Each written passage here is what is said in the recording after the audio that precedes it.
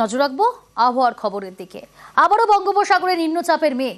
এর জেরে রবিবার থেকে মঙ্গলবার পর্যন্ত দক্ষিণবঙ্গের একাধিক জেলায় ভারী থেকে অতি ভারী বৃষ্টির আশঙ্কা। আলিপুর আবহাওয়া দপ্তরের পূর্বাভাস, ভারী বৃষ্টি হবে উত্তরবঙ্গেও।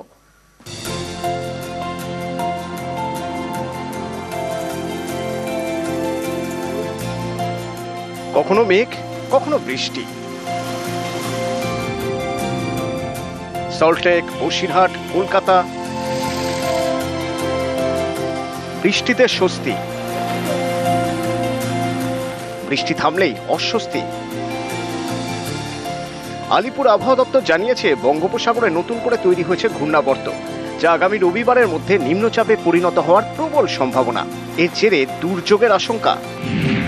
রবিবার থেকে মঙ্গলবারের মধ্যে দক্ষিণবঙ্গে ভারী থেকে অতি ভারী বৃষ্টি হতে পারে।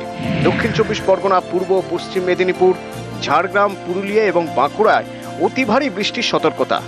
সোম এবং মঙ্গলবার কলকাতা সহ দক্ষিণবঙ্গের প্রায় সব জেলাতেই ভারী বৃষ্টির সম্ভাবনা। দক্ষিণে মেঘ বৃষ্টির খেলা। বুধবার পর্যন্ত উত্তরের 5 জেলাতেও বৃষ্টির পূর্বাভাস। একটা আপার এয়ার সার্কুলেশন ফর্ম করেছে দক্ষিণ বাংলাদেশ এবং তার পার্শ্ববর্তী ওয়েস্ট বেঙ্গলের ওপরে। এই যে আপার এয়ার সার্কুলেশন, সেখান থেকে শুরু করে মধ্যপ্রদেশ পর্যন্ত একটা নিম্নচাপ অক্ষরেখাও ফর্ম করেছে। এই দুইয়ের প্রভাবে মোটামুটিভাবে দুই বঙ্গতেই সব জায়গায় হালকা থেকে ভারী বৃষ্টির সম্ভাবনা এই সব কদিনই রয়েছে। নিউজ 18 বাংলা। ঘাটাল মাস্টার প্ল্যানের টাকা দেবে না কেন্দ্র, প্রয়োজনে আন্তর্জাতিক সংস্থা থেকে ঋণ নিক রাজ্য, পরামর্শ কেন্দ্রীয় মন্ত্রী। ঘাটালের বন্যা মোকাবিলার দায় ঝেড়ে ফেলল কেন্দ্র, পুরো দায় চাপিয়ে দিল রাজ্যের কাঁধে। ইতিমধ্যেই নিজেদের খরচে ঘাটাল মাস্টার প্ল্যানের কাজ শুরু করেছে রাজ্য সরকার। আর এরই মধ্যে কেন্দ্রীয় জনশক্তি মন্ত্রীর পরামর্শেই রাজনীতির পারদ রীতিমতো চড়ছে।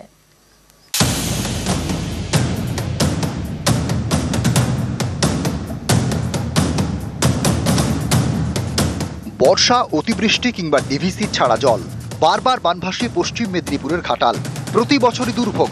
ঘাটাল এবং সংলগ্ন বিস্তীর্ণ এলাকার জল যন্ত্রণা কাটাতে ঘাটাল মাস্টার প্ল্যান। 82 সালের সেই প্রকল্পে কেন্দ্র সায় দিলেও আজ পর্যন্ত 1 টাকাও দেয়নি। এ নিয়ে বিতর্কও কম হয়নি। গত বছরে রাজ্য সিদ্ধান্ত নেয় ঘাটাল মাস্টার প্ল্যান বাস্তবায়িত হবেই। এবার কেন্দ্রীয় জলশক্তি মন্ত্রী CR পাটিল জানিয়ে দিলেন,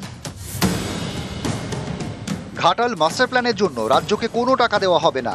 আন্তর্জাতিক সংস্থা থেকে ঋণ নিয়ে প্রকল্প বাস্তবায়িত করুক পশ্চিমবঙ্গ সরকার। पश्चिम बंगाल के सरकार को हमारे मंत्रालय से बोला गया है कि आप कहीं से फंड लेना चाहते हो तो वहाँ पर हम सपोर्ट करेंगे। वर्ल्ड बैंक से लेना चाहे और कोई जगह से लेना चाहे तो उसको सपोर्ट करेंगे। লোন নিতে হবে কি হবে না সেটা তো আমরা ঠিক করব।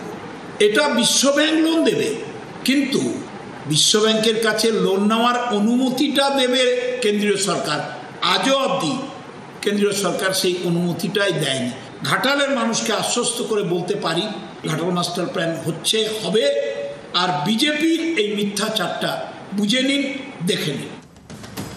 জল যন্ত্রণার মোকাবিলায় নিজেদের খরচে ঘাটাল মাস্টার প্ল্যানের কাজ শুরু করে রাজ্য সরকার। 1550 কোটি টাকা বরাদ্দ করে। এবছর বাজেটে 500 কোটি মঞ্জুর করা হয়। রাজ্য সরকারের উদ্যোগে ঘাটাল মাস্টার প্ল্যানের কাজ সবে শুরু হয়েছে। নদী খাল সংস্কার হচ্ছে, অনেক জায়গায় নতুন খাল কাটা হচ্ছে, তৈরি হচ্ছে স্লুইস। এরই মাঝে বৃষ্টিতে ফের জলমগ্ন হয় ঘাটালের বিস্তীর্ণ এলাকা। এ নিয়ে রাজ্য সরকারকে কটাক্ষ করতে শুরু করেন বিজেপি নেতারা। গত মঙ্গলবার এক্স হ্যান্ডেলে লকেট চট্টোপাধ্যায় লেখেন, 2022 সালের 26শে জুন আনুষ্ঠানিকভাবে ঘোষণা করা হয়েছিল যে কেন্দ্রীয় সরকার 1,500 কোটি টাকার ঘাটাল মাস্টার প্ল্যান অনুমোদন করেছে পশ্চিমবঙ্গ সরকারকে, যা এই অঞ্চলের কমপক্ষে 10টি প্রধান নদীর তীরে নদী খনন এবং বাঁধকে মজবুত করার লক্ষ্যে একটি বিস্তৃত প্রকল্প হবে। কেন্দ্র 60% তহবিল দেওয়ার প্রতিশ্রুতি দিয়েছে, বাকি 40% রাজ্য বহন করবে। কিন্তু আসল প্রশ্ন হলো, কেন পশ্চিমবঙ্গ সরকার কেন্দ্রীয় অনুমোদন পাওয়ার পরেও প্রকল্পটি এগিয়ে নিয়ে যেতে অস্বীকার করছে? কারণ সামনে কোনো নির্বাচন ছিল না এবং এতে রাজনৈতিক লাভ নেওয়া যায়নি বলেই কি? বন্যা মোকাবিলায় ঘাটাল মাস্টার প্ল্যানের দাবি দীর্ঘদিনের। 1982 সালের 10ই ফেব্রুয়ারি ঘাটাল মাস্টার প্ল্যানের শিলান্যাস হয়, কিন্তু শিলান্যাসী সার শুরুর পরেই বন্ধ হয়ে যায় কাজ। 2015-এর 25শে মে প্রস্তাবিত প্রকল্পে ছাড়পত্র দেয় জল শক্তি মন্ত্রক।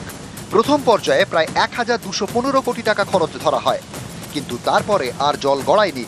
বারবার ঘাটাল জলে ভেসেছে। এরই মাঝে ঘাটাল মাস্টার প্ল্যানের দায় ছেড়ে ফেলল কেন্দ্রীয় সরকার।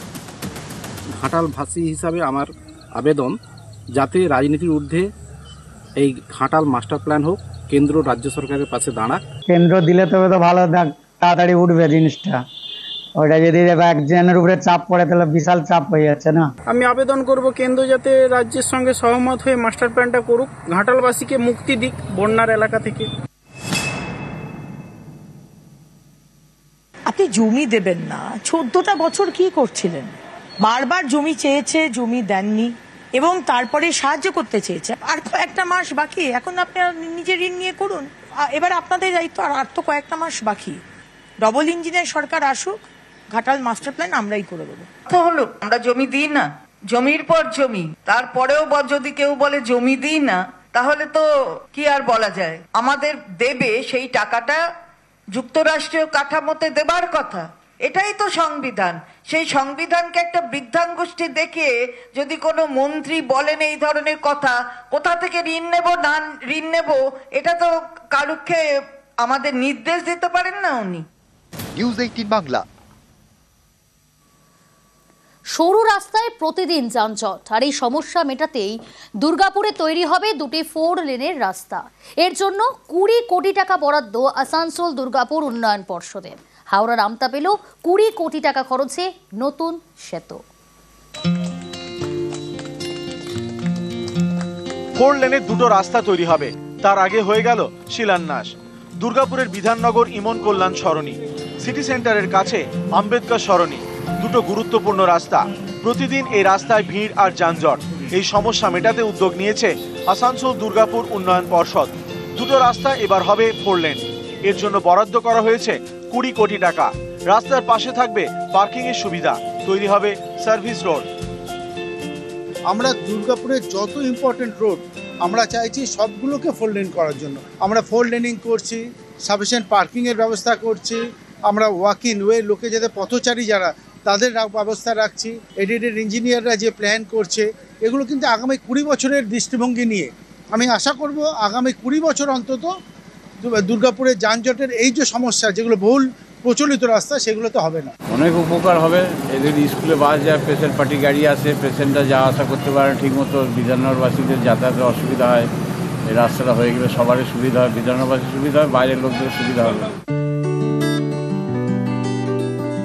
হাওড়ার আমতা 2 নম্বর ব্লকে তেখালায় গাইঘাটা খাল, এই খালের উপর তৈরি হলো নতুন সেতু। তেখালার গা ঘেঁষে বয়ে গিয়েছে গাইঘাটা খাল, মিশেছে মজা দামোদর। এর উপর আগে ছিল কাঠের ব্রিজ। স্থানীয়দের দাবি, প্রতি বছর বর্ষায় ডিভিসি জল ছাড়লে খাল উপচে পড়ে, ভেঙে যায় কাঠের ব্রিজ। তখন দুপারের বাসিন্দাদের যাতায়াত করতে হয় ঘুরপথে। এই সমস্যা মেটাতে উদ্যোগ নেয় সেচ দপ্তর। 3 কোটি টাকা খরচে তৈরি হয় কংক্রিটের সেতু। তেখালার কাছে গাইঘাটা খালের উপর শর্টকাট চ্যানেলের বাম দিকে একটা বাঁশের সেতু ছিল। দীর্ঘদিন বন্যায় এটা ক্ষতিগ্রস্ত হতো। এই সেতুটি আমরা সেচ দপ্তরের কাছে আবেদন করি। সেই কাঠের সেতুটি আজকে কংক্রিটের সেতু পরিণত হয়েছে, যার ফলে প্রায় 8 থেকে 9 কিলোমিটার রাস্তা দূরত্ব কমেছে মানুষের। কাঠের ব্রিজ ছিল, 2 বছরে 2বার ভেঙে যেত, রিপেয়ার হতো, আবার কোনো রকম হেঁটে সাইকেল নিয়ে যাওয়া হতো। সমস্যা হতো, হ্যাঁ অনেক সমস্যা ছিল। এখন আমাদের এমএলএ আমাদের এসব নানা রকম উন্নয়নের মধ্যে এরও একটা বড় উন্নয়ন করে দিয়ে গেছে। আমরা এতে অনেক উপকৃত। দুর্গাপুর থেকে অর্পণ চক্রবর্তী এবং আমতা থেকে সন্তু মালিক, নিউজ 18 বাংলা। জলপাইগুড়ি থেকে নজর রাখা যাক। জলপাইগুড়িতে ফের এটিএম লুটের চেষ্টা। ময়নাগুড়ি বোলবাড়ির পর এবার রানীনগরে হানা। রাষ্ট্রায়ত্ত ব্যাংকের এটিএম লুটের চেষ্টা, পুলিশের তৎপরতায় গ্রেফতার করা হয়েছে এক। বিএসএফ ক্যাম্প থেকেই ঢিল ছোড়া দূরত্বে এটিএম লুটের চেষ্টা, পুলিশ পৌঁছতেই চম্পট দুষ্কৃতীদের। কৌশিক মুখার্জি, পিতা মৃত মুকুলকান্তি মুখার্জি, গ্রাম চিউড়াপাড়া, রানীনগর, জলপাইগুড়ি। এবং ধরা পড়ার সঙ্গে সঙ্গে তাকে জেরা করা হয় এবং জেরা করে আরও একজনকে আটক করা হয়। তার নাম প্রতীক সরকার, পিতা রবি সরকার, গ্রাম শুকুরপাড়া, রানীনগর, থানা কোতোয়ালি, জলপাইগুড়ি। এই ঘটনায় কোতোয়ালি থানায় একটি এটিএম চুরির প্রচেষ্টার এবং একটি নির্দিষ্ট মামলা রুজু করা হয়েছে এবং তদন্ত চলমান, এবং তদন্ত উঠে এসছে যারা এটিএম থেফট করেছিল তারা কোনো মতেই এটিএমের ঢাকনাটি ভেঙেছিল, এটিএমের ক্যাশ বক্স বা ক্যাশ ভল্ট ভাঙতে পারেনি এবং এটিএম থেকে কিছু চুরিও যায়নি। ওই এটিএম কাউন্টারের সামনে দুটি মোটরসাইকেল, একটি গ্যাস সিলিন্ডার এবং ওখানে একটি অ্যালার্ম সিস্টেম ছিল এসবিআই এর কন্ট্রোল রুমে, সেখান থেকে আমরা